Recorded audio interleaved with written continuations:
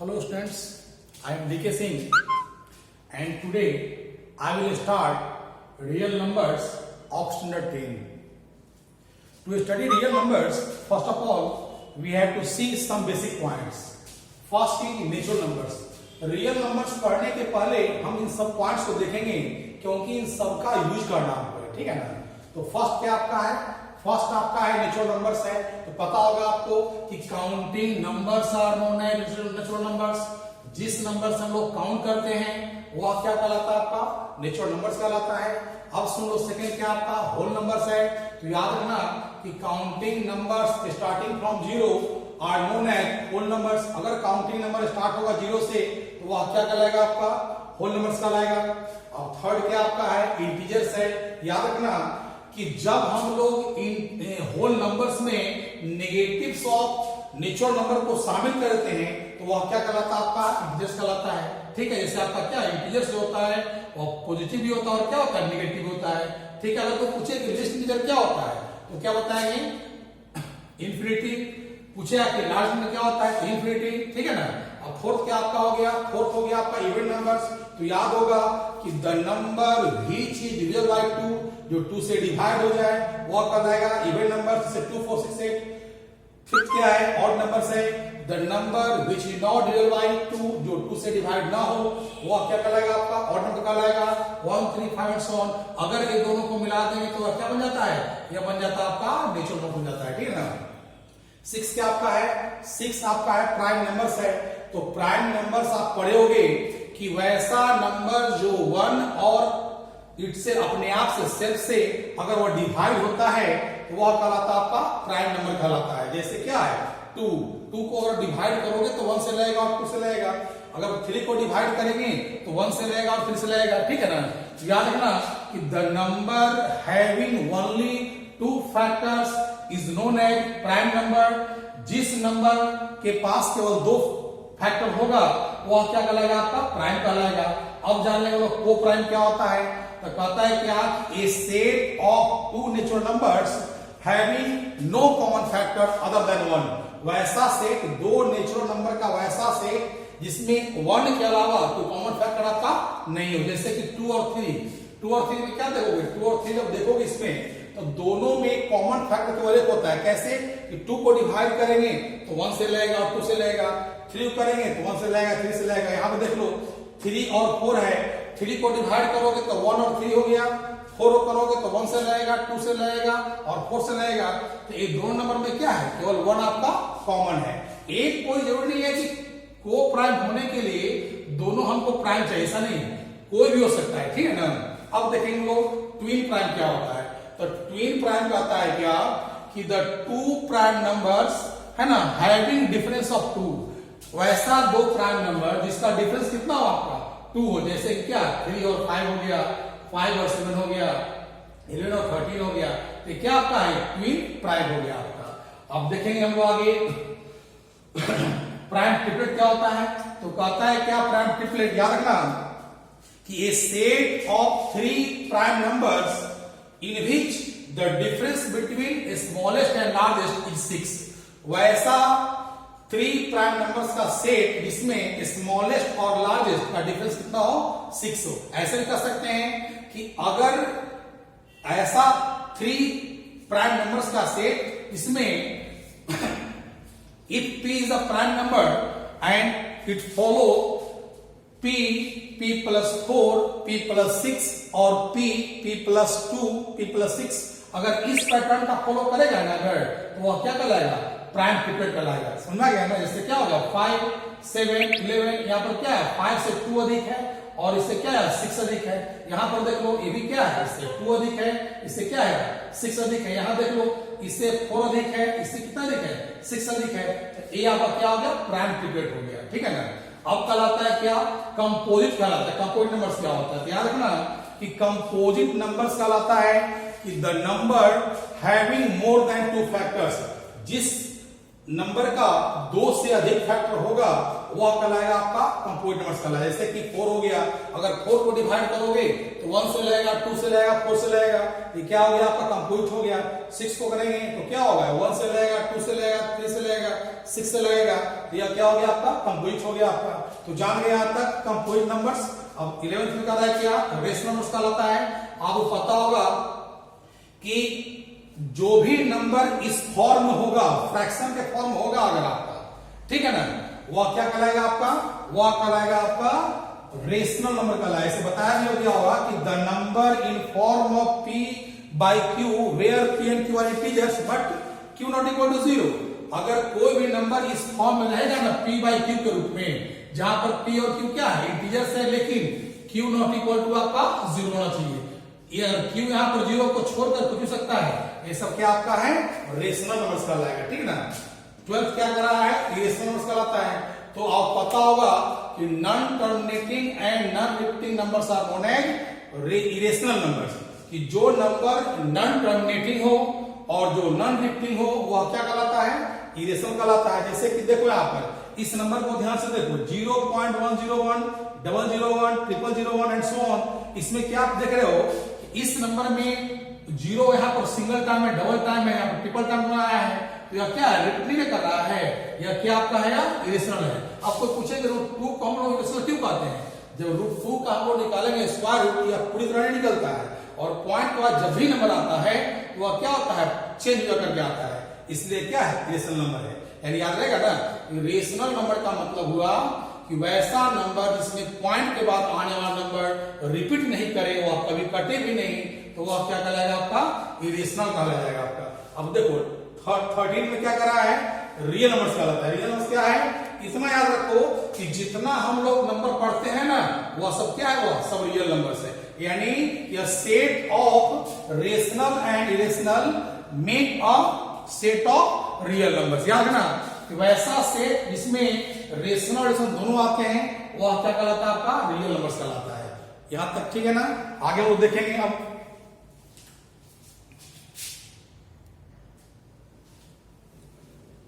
हम लोग देखेंगे जब बेसिक पॉइंट्स पढ़ लिए तो आपको पढ़ना है एल्गोरिथम के बारे में। इससे पहले आप जान लो यूक्लिड, पता होगा आपको कि यूक्लिड को कहा जाता है द फादर ऑफ ज्योमेट्री। याद है ना, यूक्लिड को ज्योमेट्री का फादर कहा जाता है। उसने बताया एल्गोरिथम के बारे में। एल्गोरिथम क्या होता है, यह कहता है क्या कि a set of well defined steps which is used to solve a certain type problem.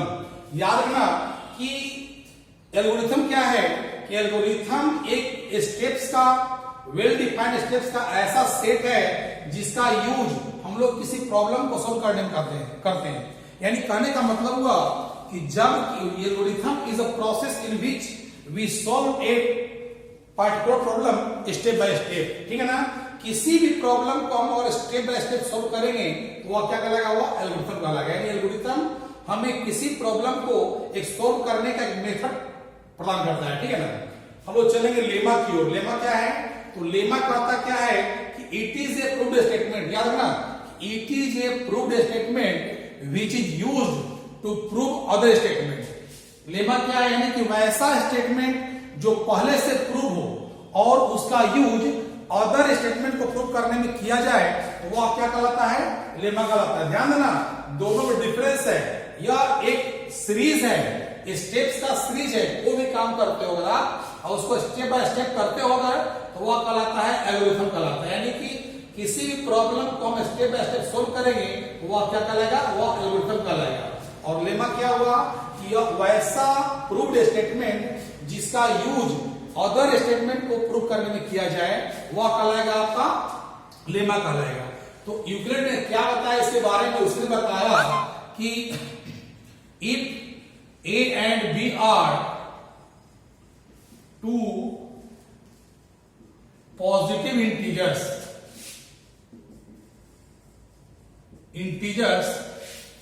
अगर मान लो कि कोई A और B दो पॉजिटिव से लेते हैं हम लोग हैं और A और B A को डिवाइड करेंगे B से, तो कुछ ना कुछ कोसेंट आएगा और कुछ रिमाइंडर आएगा, ठीक है ना। तो मैंने क्या लिया कि if A and B are two positive integers according to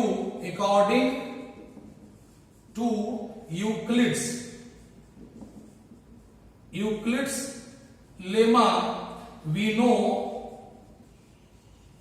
A equal to BQ plus R, where पहले समझो यहां पर कि यूक्लिड ने बताया कि अगर दो पॉजिटिव मेरा इंटीजर्स है ए और बी दिया हुआ है, ठीक है ना, उस इंटीजर्स में अगर हम ए को डिवाइड करेंगे बी से तो क्वोशिएंट आता है क्यू और रिमाइंडर आता है आपका आर आता है, ठीक है।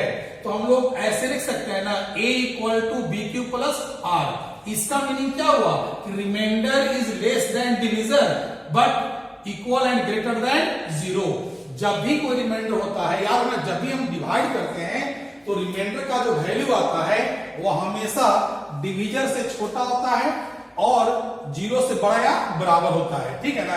अब इसमें क्या है, ए यहां पर डिविडेंड है, बी क्या है, डिविजर है, क्यू क्या है, क्वोशिएंट है, आर क्या है, रिमाइंडर है। हम लोग समझने के लिए यहां पर लिख सकते हैं ए इक्वल टू, ये आपका हो गया डिविडेंड हो गया आपका, बी क्या आपका काम कर रहा है, यह काम कर रहा है, डिविजर काम कर रहा है, क्यू क्या आपका है, क्यू जो है ना वह क्वोशिएंट काम कर रहा है, ठीक है, और आर क्या आपका है, रिमाइंडर है। तो यह फॉर्मूला क्या बन जाएगा, यानी कि यह जो फॉर्मूला यहां पर बना है वह क्या बना है, वह बना है यहां पर कि dividend equal to divisor into quotient plus remainder. ये क्या है, ये फॉर्मूला है। ये फॉर्मूला जो है आप लोग पहले से ही पढ़ते आ रहे हो, हम समझते हैं कि स्टैंडर्ड 2 स्टैंडर्ड 3 से ये पढ़ते आ रहे हो। यह क्या है, ये लेमा है। तो लेमा का मीनिंग समझ में आ गया कि लेमा वैसा प्रूव्ड स्टेटमेंट जिसका यूज हम अदर स्टेटमेंट को प्रूव करने में करेंगे तो वह क्या कहलाएगा, आपका लेमा कहलाएगा। तो दोनों में डिफरेंस एल्गोरिथम और लेमा समझ में आ गया होगा। अब हम लोग आगे पढ़ेंगे, देख लीजिए,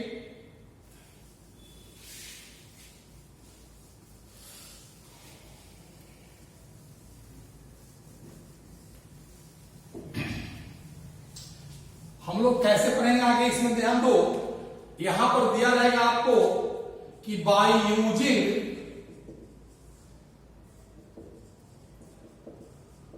Euclid's lemma find A shape of 400 and 195।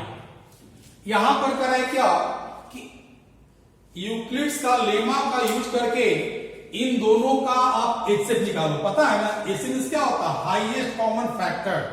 तो एचसीएफ निकालने का जो मेथड होता है आप पहले भी पढ़ चुके होंगे, डिवीजन से पढ़ चुके हो, डिवीजन मेथड से। इसमें लोग कैसे बनाएंगे, दोनों बड़ा कौन आपका है ना, बड़ा। तो लिखेंगे यहां पर कि लेट हम बड़ा वाला को मानते हैं, ए मान लेते हैं, और छोटा उसे क्या मान लेते हैं, बी मान लेते हैं, ठीक है। यहां पर तो यहां पर क्या पता होगा आपको कि लेमा का सब लोग क्या पढ़े थे, हम लोग याद होगा ना, a equal to b q plus r पढ़े थे। इसमें क्या था, ऐसा दिया था। इसका मीनिंग समझना, ध्यान देना पर कोई भी अगर हम लोग कहीं भी डिवाइड करते हैं तो रिमाइंडर का वैल्यू हमेशा डिविजन से छोटा आता है, लेकिन जीरो से बड़ा क्या होता है, बराबर होता है। अब क्या करेंगे, इसी फॉर्मूले का यूज करके हमें दोनों का एचसीएफ निकालना होगा। तो करना क्या होगा, रफ में आप इसको डिवीजन मेथड से आप निकालोगे, इसका आप एचसीएफ निकालोगे। कैसे, इसको लगाएंगे ना तो ये आपका लग जाएगा 2 टाइम्स में लग जाएगा आपका, ठीक है। तो ये कितना आ गया आपका, 10 आ गया। इसमें ध्यान दो, आप क्या देख रहे हो कि यह जो नंबर है यह क्या है, डिविडेंड है, यह डिविजर है, यह क्वोशिएंट है, और ये क्या है आपका रिमाइंडर आपका हो गया।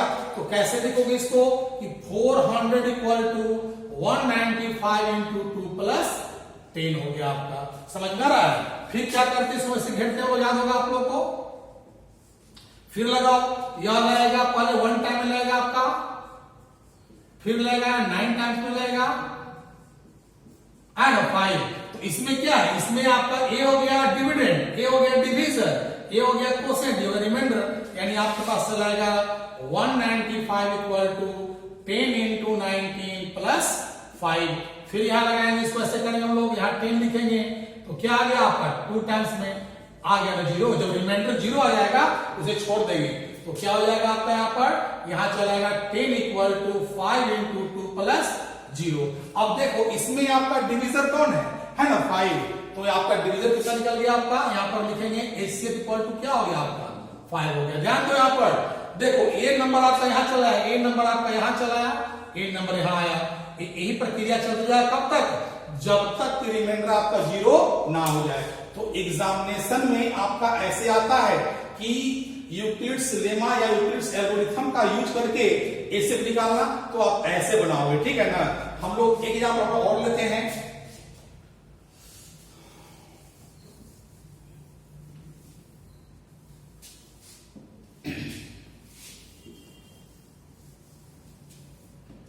कोई कहे अगर कि फाइंड HCF ऑफ 601 25 का निकाले, ठीक है ना। तो क्या करेंगे, इससे बड़ा कौन आपका है 600, तो ए आपका हो गया 600, बी कितना हो गया आपका 125 हो गया। तो लेमा के अनुसार हम लोग क्या पढ़े हैं ना, a equal to b q plus r पढ़े हैं, पढ़ेंगे नहीं पढ़े, हम लोग पढ़े हैं। अब क्या करेंगे, बताए थे आपको कि रफ में हम इसको डिवीजन मेथड से निकालेंगे, HCF निकालेंगे। जब निकालोगे तो इसमें आपका लग जाएगा कितना टाइम्स में लगेगा ना 4 टाइम्स में, तो आपका हो जाएगा कितना हो जाएगा 500 चलाएगा। ये कितना हो गया आपका 100 हो गया। तो इसमें आप क्या देख रहे हो, ए वाला पार्ट क्या है डिविडेंड है, ए आपका क्या है डिवीजन है, ए क्या आपका क्वोशिएंट, ए क्या आपका रिमाइंडर।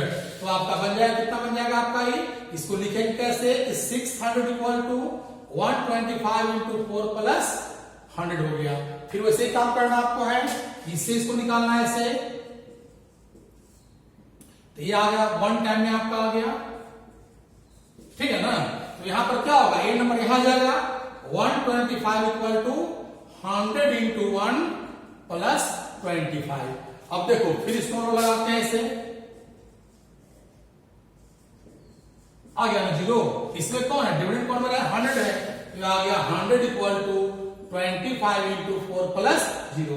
जब आपका रिमाइंडर 0 आ जाए, इसे क्या करना आपको छोड़ देना आपको है। तो क्या निकल गया आपका, इससे आपका निकल गया आपका 25। ध्यान दीजिए कि इस मेथड से क्वेश्चन आता भी एग्जाम में है, और आपको ऐसे निकालना है, ऐसे नहीं निकालना है। इसका यूज हम लोग रफ में करेंगे, लेकिन बिना इसे निकाले ये आपका नहीं आ पाएगा, ठीक है ना। तो इसमें लोग प्रैक्टिस करेंगे आगे की ओर, फिर हम लोग अगले क्लास में इसके बाद देखेंगे लोग, ठीक है।